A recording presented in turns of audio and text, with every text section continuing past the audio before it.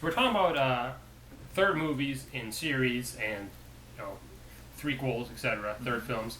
What we were talking about earlier, and something I mentioned, Jaws 3D, and there was this for a while there. It seems like every third movie was a 3D film. Like, we're gonna do a third movie, it's gonna be a cash grab. Why not 3D? You got Jaws 3D, you got Friday the 13th. I think they just called it Part 3, but it was 3D. So it happened to be a lot of 3D films. Most definitely. And so I was going to talk a little bit about 3D films. So sit down, have a cup of coffee, or your liquor, your whatever you drink, straight bourbon, whatever it is, Goldsmith. Yeah. So 3D films, believe it or not, the process itself was created in the late 1800s, which blows my mind that they created 3D films back then. But it just wasn't practical to have that equipment in the theater. It was just there was just too much equipment. And so in 1915, they were actually doing test reels to audiences using the red and green anaglyph format that I think a lot of us are familiar with. That may not the red and green, maybe the red and blue, the throwaway glasses that kind of came about in the 50s. And so 22 was the first 3D film called The Power of Love, which inspired, of course, the Huey Lewis song. He saw that movie in 3D and he went out and wrote a fucking song about it. That's how powerful this film was. So to jump ahead to the 50s, we had this big advancements in 3D, and then again, like I said, they had the popular throwaway glasses, which they used for comics and film, and there was a big 3D craze in the 50s. Yeah, with all the atomic movies and the giant ants and all that. Yeah, there was a lot. Yeah, but I'd say half the movies were something going on with the nuclear bomb, and then a giant ant or a giant ant creature. There was a lot of those types of films. So and there's some notable films from then. It Came from Outer Space, Dial M for Murder, Creature from the Black Lagoon, House of Wax, Inferno. Those are some of the biggest of the era. If anybody has any other films they can throw out there from the 50s. I can't think of the 50s, but some of the 60s. One of my favorites was 13 Ghosts. It wasn't necessarily all 3D, but they made it to where just the ghosts only appeared when you had the glasses on, so the ghosts were 3D. Nice. That's a good effect. It was actually really cool. It was fun to watch. It was really hokey, like got skeletons falling out of closets and stuff.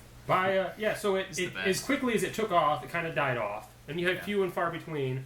And then the late 70s, they brought out Stereovision was introduced, and it put 3D film on a single 35mm strip. So then you have the resurgence, because now every theater can have 3D again with those same red and blue glasses. And this late 70s, 80s gave us Parasite, Amityville 3D, Jaws 3D, like I said, Friday the 13th Part 3. The 3D came back, but again, it was the red and blue. And a lot of that has to do with the cost of the equipment. You do it that way, you got cheap disposable glasses, not the best 3D, but every theater could do that because, you had the simple throwaway glasses. Right. And so, again, you had that sort of rising back up in the 80s, kind of faded away again. Then, more recently, people recall it came back big time. This time, theaters are investing a little more, and we're using the, polarization. Yeah, the polarized glasses, which requires more on the theater's part for equipment, because there's that piece that goes in front of the actual lens housing, but it gives you a better 3D effect. And you can still use cheap glasses. There was the shutters as well. I don't know if you guys ever went to IMAX or anybody where they were using the shutters for a while. The shutter glasses were really expensive, and the shutter would open and shut one eye, and that took off for home theater for a while. That's been phased out because A, the glasses are expensive as shit. B, it gave me terrible headaches because you actually had a pair of glasses with a little motor, and it would open and shut different lenses to give you that 3D effect. But it was terrible. It was terrible. So they more recently got the polarized. Avatar was pretty big when that came out, and there's been some other big films since then. And the polarized has stuck around, and there's been some great 3D films as of late. But just as quickly as it came out, I think you guys agree that it's kind of died down again. And I think a lot of that has to do with the fact that there's increased ticket sales are higher. You can charge more for 3D film, correct? Correct. And so now these people are like, well, or these studios like, if you can charge more, and they get a percentage, they get the majority of the ticket price. The theater takes very little from that. If you can charge more, you'll make more. So let's just do all this post-conversion. So they would do all these 2D films and like half-ass into 3D. Yeah. And I think a lot of people went, as of late, have seen 3D films and just been disappointed with the 3D quality. Yeah. Didn't feel like it was jumping out at you. And I think lately the 3D has kind of died off. The fad died off. And I wouldn't say it was a fact. If it was done right, I think you still have a lot of people going out of their way to see 3D. But I think so many people have been burnt out on just this half-assed 3D that it's kind of died off again, if you agree. Anybody? Oh, most definitely. When's the last time you saw a 3D film in the theater? Man, last time? It's been at least 5 years. 5 years. James goes every week to the theater. No, that's probably not true. With having a kid now, you're probably harder to do, right? Having a child. Most definitely. You can't take a scream baby. That's too much 3D.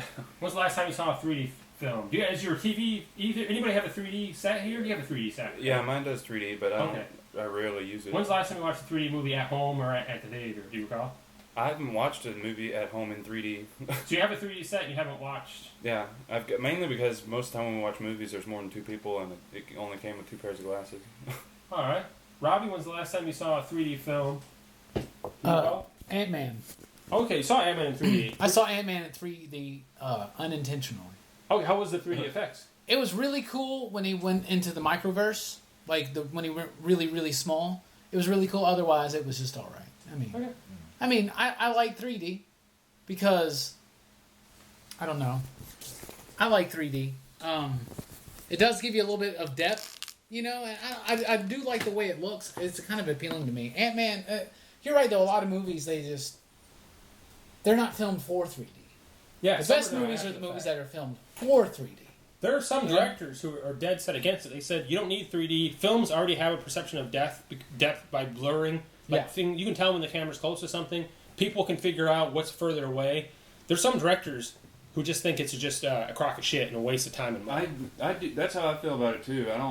I've never gotten into the whole 3D thing, and I didn't say I had been to see a 3D movie recently. It was Gravity, and Gravity was I heard that was good. It's like the awesome perfect 3D experience, because my whole deal with 3D movies is that I don't like. You can see the edge of the screen, obviously, because it's a 2D thing on a wall, and then you got stuff coming out of it, and it's kind of like you're bottlenecking. If you're there, you're like looking through a box or something like that. And I don't really like that. But now with Gravity, it's in space, so like everything's black around the edges, and you can still tell the edge of the screen is there, but it blurs that line. It makes it a little more believable. Yeah, because when you show Sandra Bullock on the little tether thing swinging around in space, that's all you see. So. The tetherball scene where she plays tetherball for a half hour. Yeah, and it just goes around and it's all in your face. But no, it's with that, it's everything is black in the room, and all you can see is the one lit up object spinning around, and it's in 3D, and that's actually pretty cool. That was one of the. So, not including that one, because you've already mentioned it. What other movies have you enjoyed that you've seen in 3D that you're like, or that would be great in 3D? Yeah, well, that one's obviously my favorite. I was underwhelmed with Avatar when it came out. It was really good, but again, I'm really not a huge fan of 3D. I will say though, I was very impressed with Resident Evil Extinction. I think it was. Is that the third one? Yes. The one in the desert with the birds, the zombie birds in the bus. Is that Apocalypse? That's Extinction. What was the one after that is Extinction. Was there a the fourth desert one? That's Extinction. I don't know. There's like 80 films. They're making another one. That's a really good part 3. I can't even remember which. Was there a fourth one? There's like 5 of them. Dude. Yeah, they're making another one. It was Afterlife. I'm sorry, not Extinction. I never saw it. But they didn't do hardly anything in 3D, which is funny that I say that. But they had certain things like some holographic displays. They really wowed you. The bit they did. Yeah, like they did some of the fight scenes, like you doing a drop kick or something, it'd come out a little bit. They didn't overuse it, and that was what made it cool. Yeah, I was gonna say this Green Hornet in 3D, the new Green Hornet film with Seth Rogen. I forgot Seth Rogen's name all of a sudden. The 3D was few and far. Like the action scenes were few and far between, and those parts really used the 3D well.